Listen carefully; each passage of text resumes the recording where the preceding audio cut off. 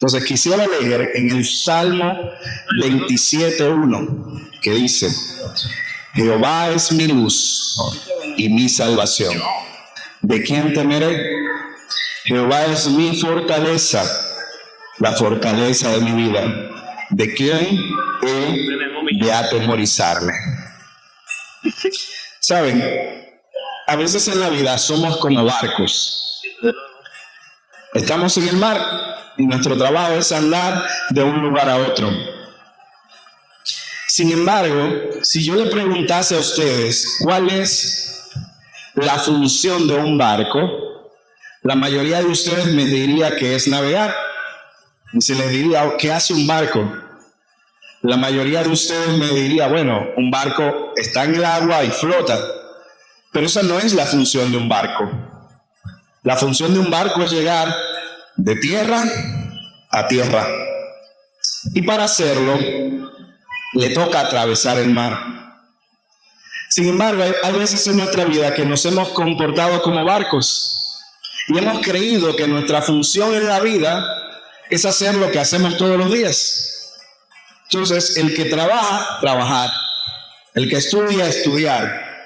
El que cuida niños, cuidar niños.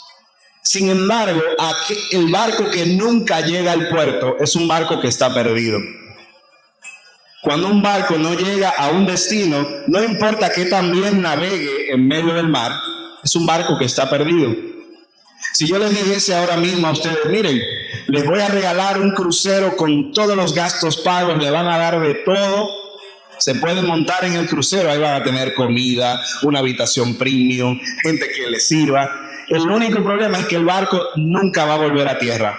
Tienen que vivir toda su vida en el mar. ¿Se montarían? La mayoría no se montarían. Y si no nos montaríamos en un barco que no sabe cómo llegar a su puerto, ¿por qué vivimos la vida sin saber cómo llegar a nuestro propósito?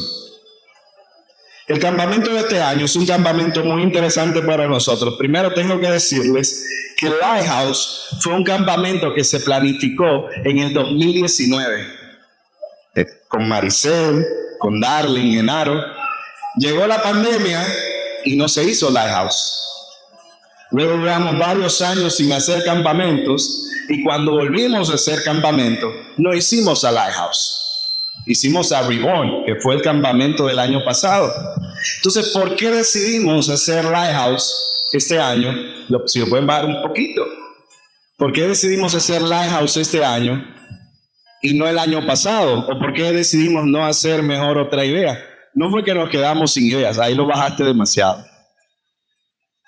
De hecho, déjenme decirles que ya el concepto del campamento del año que viene está listo. Pero ¿por qué no hacer el concepto del campamento del año que viene este año y hacer Lighthouse este año? Pues porque nos dimos cuenta que desafortunadamente la gente anda en el mundo como barcos que no saben cómo llegar a tierra. En automático. Y yo me di cuenta de eso viviéndolo de primera mano en mi vida. Algunos de ustedes, los que son más cercanos a mi familia, saben. En enero yo perdí a mi padre. Fue una situación de aproximadamente 3 meses. En noviembre le dio un derrame cerebral. No, en octubre le dio un derrame cerebral. Y fueron prácticamente 3 meses viajando a Santo Domingo de manera constante para estar con él en cuidados intensivos, pagar lo que había que pagar, comprar lo que había que comprar, acompañarlo y recibiendo todos los días noticias distintas. Un día nos decían que estaba bien, otro día nos decían que estaba mal. Llegó un punto que ya yo no quería escuchar noticias. Yo no quería saber qué dijo el médico hoy. Yo no quería saber si había que hacerle otros análisis. Estaba cansado. Luego, en la mañana del 10 de enero, mi hermana me escribió para decirme que mi padre había muerto.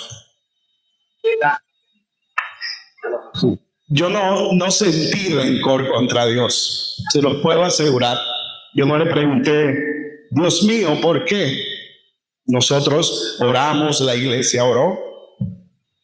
Nosotros, sus hijos, oramos cada vez que yo entraba a visitarlo oraba por él, le predicábamos la palabra, sus hermanos le predicaron también.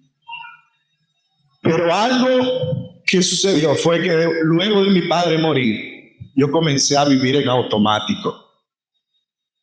Mi padre murió un jueves, lo enterramos viernes, el sábado estábamos aquí en Santiago, el domingo yo vine a la iglesia, el lunes me reintegré a mi trabajo, en la noche estaba dando clases, porque estaba haciendo lo que yo sabía hacer, vivir, caminar por la vida. Y cuando te digo esto sobre mi vida, sé que a todos nos ha tocado vivir en automático. Y quizás tienes hijos y te acuestas todas las noches cuando trancas tu habitación con ansiedad, con depresión, porque no sabes qué vas a hacer el día de mañana para darles comida, para educarlos. Quizás hay una actitud de tus hijos, un problema que no tienen ni idea de cómo resolver y te atormenta por las noches, pero al día siguiente, ¿qué tienes que hacer? Levantarte y seguir viviendo. Quizás estás en un trabajo donde te tratan mal, el dinero no te da, no ves esperanza de un ascenso, no puedes pagar las deudas que te están arropando, ya no tienes a quién más cogerle dinero prestado. Pero ¿qué haces al día siguiente? Te levantas y sigues viviendo. O estás en medio de una relación donde pelean todos los días, le eres infiel o ella te es infiel a ti, no se comprenden. Cada día se habla menos, cada día se aman menos. Pero ¿qué te toca hacer al día siguiente? Levantarte y seguir viviendo. Cuando mi padre murió, aproximadamente 10 días después, murió la abuela de mi esposa, la cual era muy cercana para ella. Básicamente la crió y en su etapa final mi esposa la cuidó. Y yo sentía que yo tenía que ser fuerte. Yo tenía que ser fuerte por mis hermanas, porque yo soy el hermano mayor. Tenía que ser fuerte por mi esposa, que aunque se supone que yo estaba de duelo, ella estaba de duelo también. Y no me di la oportunidad de preguntarme, Señor, ¿qué me está pasando? Y vivía con una ansiedad constante, simplemente viviendo, caminando la vida como que nada era nada. Y usted no se imagina, y algunos se lo imaginan, eso es lo trágico, que si mi historia fuera solo mi historia, sería simplemente un capítulo que pudiéramos olvidar. Pero yo sé que todos los días aquí hay personas que se levantan con una situación que no saben cómo resolver y tienen que seguir viviendo. Cuando mi padre murió, yo tuve que salir, me lo dijeron como a las 7 de la mañana, salir a Santo Domingo, y cuando llegamos, lo primero que me tocó fue escoger su ataúd. Escoger dónde lo íbamos a enterrar, dónde lo íbamos a velar, decidir cómo iba a ser el programa, vivir en automático básicamente. Y hay cargas tan pesadas emocionalmente en la vida de las personas que aprendemos a ser como barcos que navegan, pero nunca llegan a tierra. Y yo creo que esa es una de las situaciones más tristes y desesperantes, cuando no sabes qué va a hacer contigo. ¿Cuándo termina esto? ¿Cuándo dejo de sentir dolor? ¿Cuándo dejo de sentir ansiedad? ¿Cuándo dejo de sentirme solo? ¿Cuándo vuelvo a conectar con mis hijos? ¿Cuándo se termina este pleito constante con mi pareja? ¿Cuándo por fin en el hospital me dicen que estaré sano? ¿Cuándo? Pero en lo que ese cuándo llega, seguimos navegando. Seguimos haciendo lo que creemos que sabemos hacer mejor, que es vivir. ¿Quién aquí no sabe vivir? Todo el mundo sabe respirar, dormir, comer, levantarse y echarle ganas. Pero ese no es el plan de Dios para nuestras vidas. Dios no planificó que te acostaras por las noches con miedo. Dios no planificó que vivieras con ansiedad constante. Dios no planificó que no pudieras dormir porque no sabes de dónde vas a sacar el dinero de comer al día siguiente. Ese no fue el plan de Dios para nuestras vidas. Y es por eso que hay momentos donde la fe no es suficiente. Y parecerá raro que dentro de una iglesia yo venga a decirte, la fe no es suficiente. No, la fe no es suficiente. Porque aún en medio de la fe, cuando los vientos soplan y nos comenzamos a sentir perdidos, dudamos, caemos, sentimos que no sabemos a dónde vamos a llegar. La historia más importante de todo esto es la historia de Pedro. Pedro vio milagros que tú y yo nunca hemos visto. Vivió directamente con Jesús. Jesús lo enseñaba. Cuando Jesús predicaba, Pedro estaba en primera fila escuchando todo lo que Jesús decía. Y hubo un momento donde Pedro está en una barca y ve a Jesús caminando sobre las aguas, y Pedro en fe dice, Señor, yo quiero caminar también. ¿Y qué le dice Jesús? Ven. Y Pedro comienza a caminar sobre el agua. Pero dice la Biblia que comenzaron los vientos a soplar, comenzaron las olas a moverse alto y Pedro comenzó a hundirse. Y el mismo Jesús le reclama, perdiste la fe, ¿por qué dudaste? Pero ustedes saben que porque pudiéramos hacer una prédica entera sobre por qué perdemos la fe. Pero lo más importante no es por qué perdemos la fe, es que aún en medio de perder la fe, Dios sigue siendo misericordioso. Y cuenta la palabra de Dios que Pedro perdió la fe. ¿Qué haríamos nosotros si tenemos un hermano? Bueno, no es lo que deberíamos hacer, pero ¿qué sucede normalmente cuando un hermano se descarría?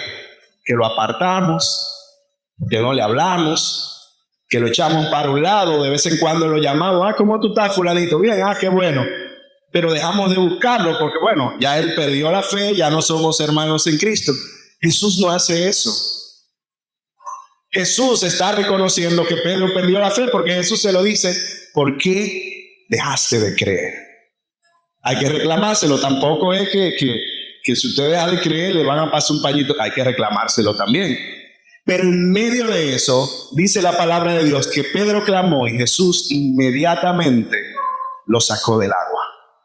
Tenemos un Dios tan bueno que donde nuestra fe no llega, llega su misericordia.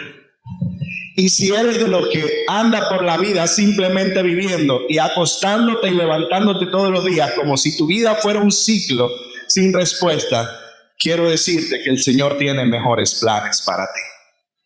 Y sus planes son que llegues a puerto seguro, no que vivas todo el tiempo en medio de las olas, en medio de la tempestad. Nos tocará pasar por en medio del mar. Nos tocará atravesar circunstancias. Nos tocará vivir el dolor de vez en cuando.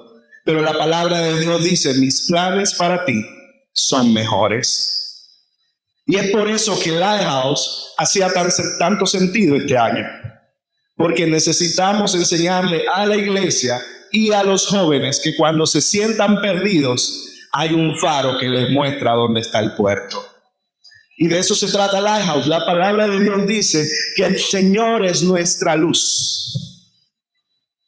Y algo que hemos intentado es sustituir el faro que es Dios por faros artificiales. Y cuando tenemos deudas, sabemos cómo lo vamos a resolver. Trabajando más duro. Y todos los días trabajas más, duermes menos, estás más cansado y debes más. Y cuando tenemos problemas en la familia, sabemos cómo lo vamos a resolver. Vamos a hablar el problema, vamos a hacer una familia, a conversarlo, a salir. Y mientras más hablas, más conversas, más sales, más se pelean. Y cuando estamos enfermos decimos, yo sé cómo lo voy a resolver. Mira, voy a ir a tal médico, voy a tomarme tal medicamento, voy a hacer tal botella que una prima me recomendó. Y mientras más médicos vamos, más tratamientos tomamos y más medicamentos naturales nos tomamos, más enfermos nos sentimos. Porque no podemos depender de una luz que no sea Cristo. Cuando ponemos nuestra luz en los demás, la luz de los demás ve defectos en nosotros. Y ese es el problema, no debería ser así. Si usted me pregunta, Dauri, ¿deberíamos ver lo mejor en la gente? Yo te diría sí, deberíamos ver lo mejor en la gente. Pero la realidad es que cuando fijamos nuestros ojos en los demás, comenzamos a pensar, pero fulanito sí es de tal forma. Y comenzamos a ver defecto tras defecto. De hecho, la palabra de Dios cuenta que había un hombre llamado Zaqueo, que cuando que Jesús lo vio subido en un árbol, y cuando Jesús lo vio le dijo, hoy tengo que quedarme en tu casa. ¿Y qué comenzó a decir la gente?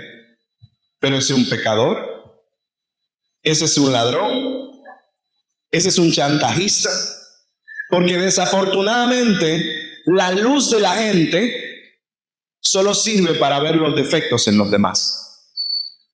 Pero ¿qué vio Jesús en Zaqueo? Jesús dijo, hoy tengo que quedarme en tu casa, y a la luz de Cristo ver a Zaqueo, Zaqueo se arrepintió y dijo, todo lo que he robado lo devolveré. Y si a alguien he engañado, lo voy a devolver 4 veces. Y Jesús dijo, hoy ha llegado la salvación a esta casa. Porque cuando es la luz de Cristo que nos ve, donde el hombre ve un edificio destruido, Jesús ve un terreno listo para ser edificado.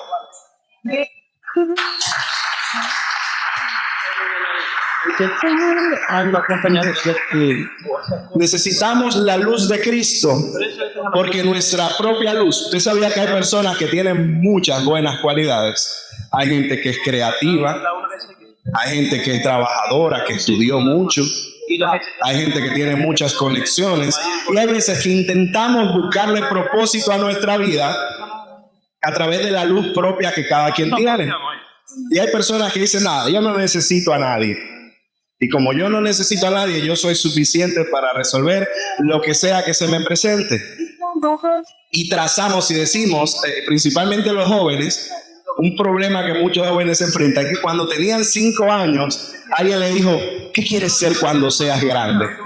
Y algunos dijeron, yo voy a ser astronauta. Otros dijeron, yo voy a ser el dueño de una gran empresa, yo voy a viajar por todo el mundo. Y hoy, que tienen 17, 18, 19, que ven que no pueden ni pagar el pasaje, sienten que no lo lograron. Sienten que no tienen un propósito claro, que no saben para dónde van. Todos los niños de chiquitos decían que iban a ser como Sammy Sosa, bateando 60 jonrones en la Grande Liga. Y hoy cuando se levantan le duele la rodilla. Y esos sueños que cargamos de cuando éramos niños, a medida que los jóvenes van creciendo y ven que no se van cumpliendo y que parece que no voy a poder estudiar donde yo quería estudiar fuera del país, bueno, pues, ya vamos viendo a mami tirándome puya de Palaguas que tú vas. Queríamos quizás a estas alturas haber logrado tantas cosas. Y cuando vemos que hemos logrado tan pocas, los jóvenes se van convirtiendo en barcos que no saben a qué puerto llegar. Y es peligroso que la luz que nos guíe sea nuestra propia luz. De hecho, la palabra de Dios cuenta de un jovencito, que dejó que su destino lo marcara su propia luz. Dice la palabra de Dios que el joven fue donde su padre y le dijo, dame lo que me toca. Los 4 que son míos, desembolsalo. Y el papá sacó la parte de la herencia que le tocaba al hijo, se la entregó, y dice la palabra de Dios que ese muchacho con esos 4 lo tiró para arriba, haciendo de todo con ese dinero. Dice literalmente la Biblia, lo desperdició viviendo perdidamente. Porque y la Biblia también nos lo dice, el hombre cree que es sabio en su propia opinión. Nadie piensa que es bruto. Nadie piensa que no sabe lo que está haciendo. Todo el mundo piensa que tiene la razón. Usted conoce personas que siempre creen que tienen la razón y usted sabe que están equivocados. Levante la mano si usted conoce a alguien así. Piensa en esa persona. ¿Quién es esa persona? A que nadie pensó en sí mismo. Nadie pensó en sí mismo. Porque es muy fácil ver que yo creo que Genaro siempre tiene la razón y está equivocado, que decir, pero yo me equivoqué también. Y vivimos nuestra vida perdidamente como ese joven. Y dice la palabra de Dios que luego que lo malgastó todo, no le quedaba nada. Ya los planes que él tenía para su vida no se podían cumplir, porque adivine de qué dependían los planes: del dinero. Y cuando los planes para tu vida dependen de algo en la tierra, créeme, va a llegar el momento que ese algo en la tierra te va a faltar. ¿Y qué va a pasar con tus planes? Y dice la palabra que entonces este joven comenzó a pasar hambre, comenzó a pasar necesidad, comenzó a pasar problemas, y llegó un momento que se hartó. Y esto es lo que pasa cuando utilizamos nuestra luz, nuestra propia luz. Cuando usamos nuestra propia luz, en momentos creemos que tenemos todo resuelto, como lo tenía ese joven. Pero llega otros momentos donde creemos que no servimos para nada. El peor crítico de nosotros mismos a veces somos nosotros mismos, que decimos: no, yo no puedo, yo no lo voy a lograr, yo no doy para eso, yo soy feo, yo soy bruto. Y llega un momento donde ¿usted sabe lo que es la baja autoestima? Que se habla mucho en redes sociales, ¿sabes? Que hay baja autoestima. La baja autoestima no es que todo el mundo piense que tú eres bruto, es que tú de ti piensas que tú eres el más bruto de todos. Es que tú de ti piensas que tú no sirves para nada. Es que tú de ti piensas que nadie te quiere, que tú no vales nada, que nadie te valora, porque tú te mereces que nadie te valora. Y el hijo pródigo, en ese momento, miren que con su propia luz, él pensó que tenía el mundo resuelto. Y esa misma luz fue la que lo llevó a verse hacia sí mismo y decir: yo no merezco ser llamado hijo de mi padre.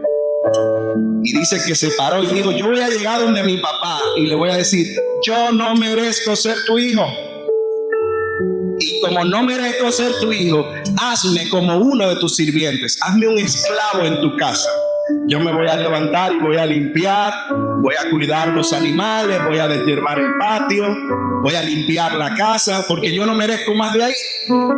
Y efectivamente la palabra dice que ese muchacho llegó a donde el papá, inmediatamente vio al papá, le dijo: papá, yo no merezco ser llamado tu hijo.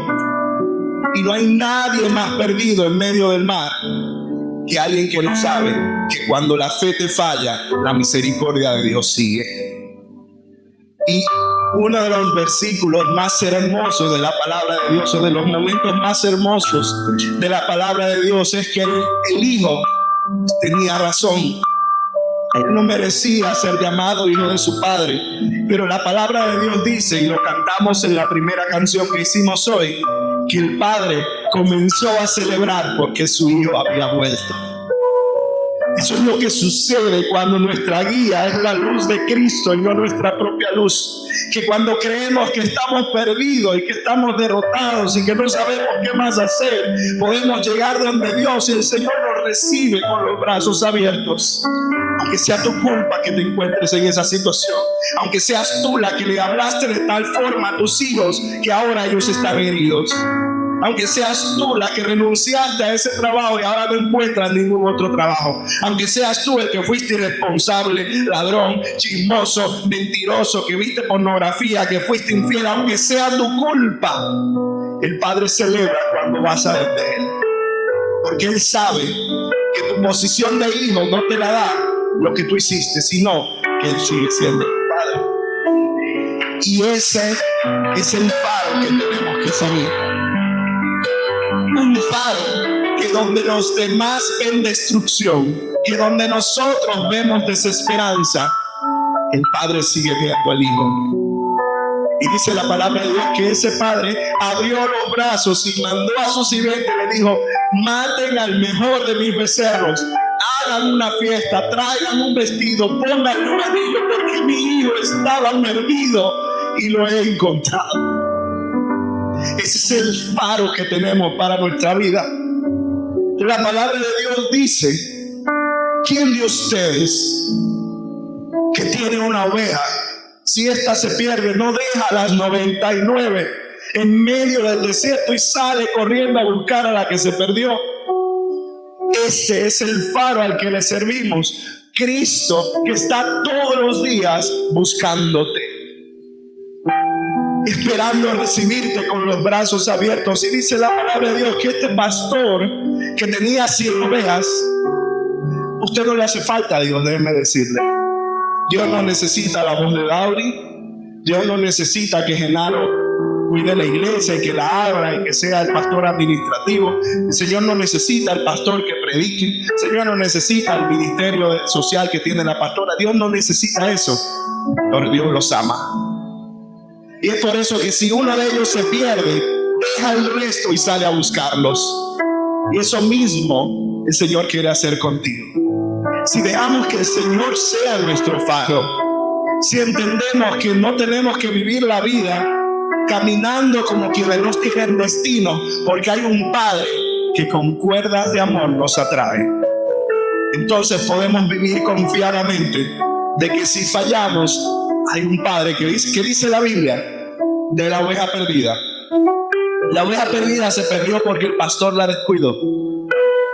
La oveja perdida se perdió porque le dijeron, mira, vamos a ir para allá, y de repente toditas cogieron para acá. No, la oveja perdida se perdió porque se fue.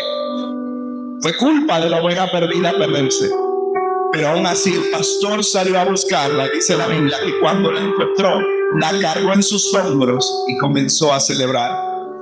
Y llamó a todos y le dijo, vengan a celebrar conmigo porque encontré a la oveja que se me había perdido. Yo no sé en qué tú te sientes perdido.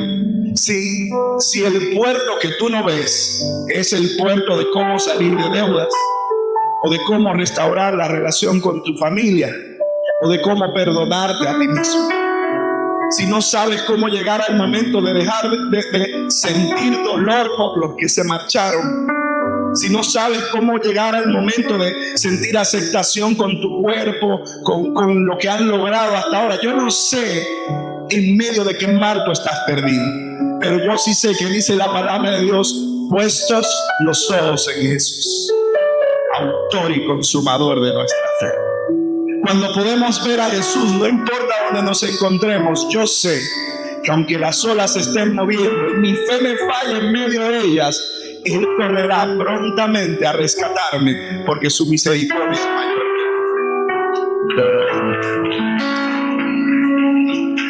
Es por eso que dice el Salmo 34,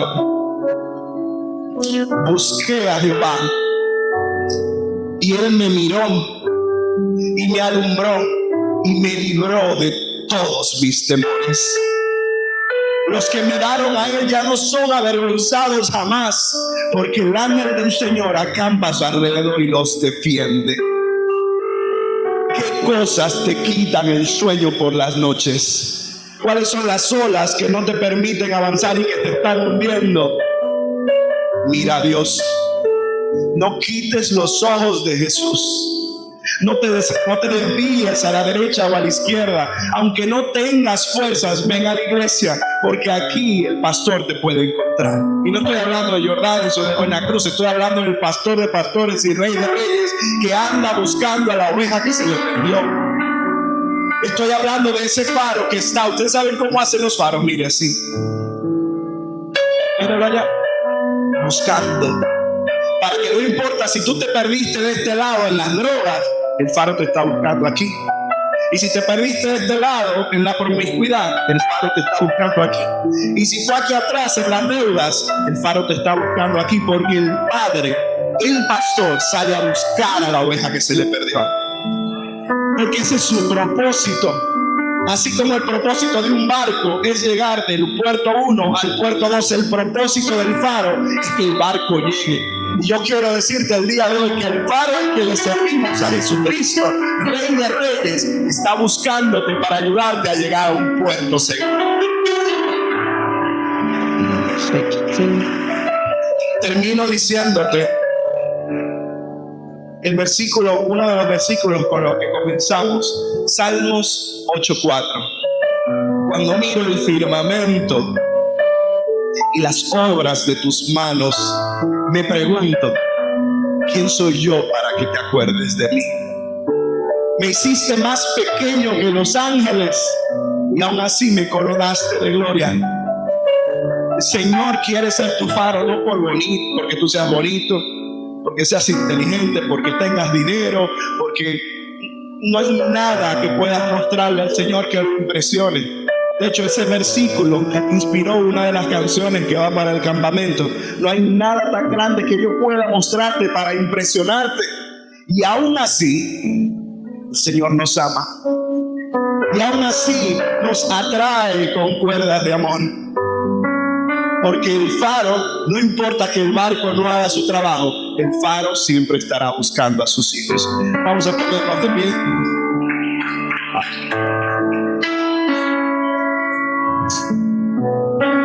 Gracias, Dios mío. Gracias por ser el faro en medio de la tempestad. Canciones, show, ponla. Gracias, Dios mío, por ser tan bueno con nuestra vida,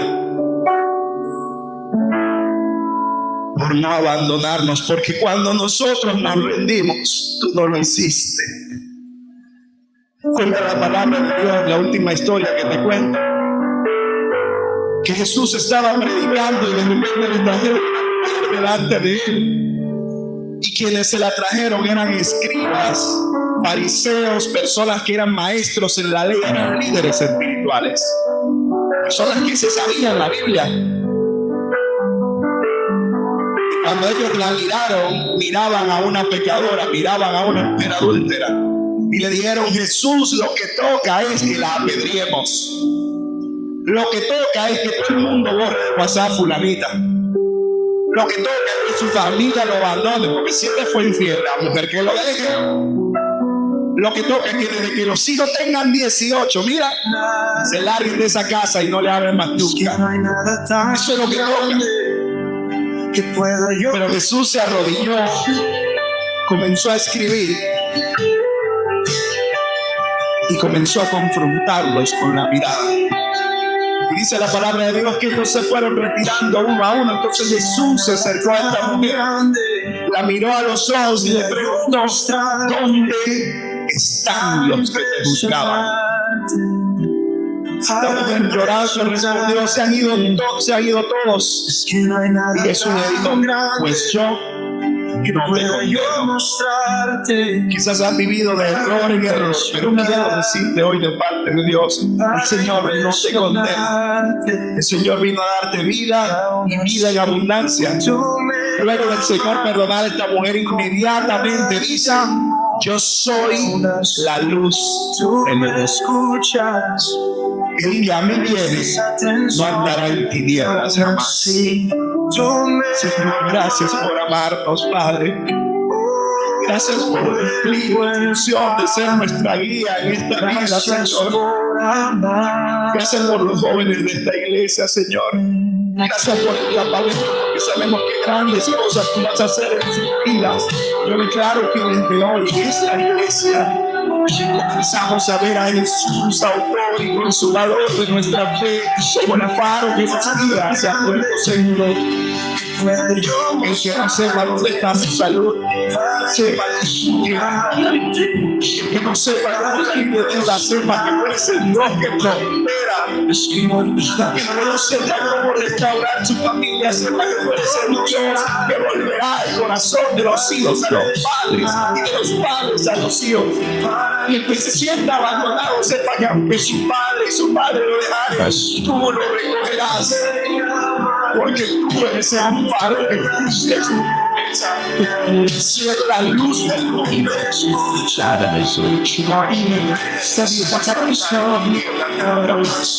Gracias por amor. Gracias por amor.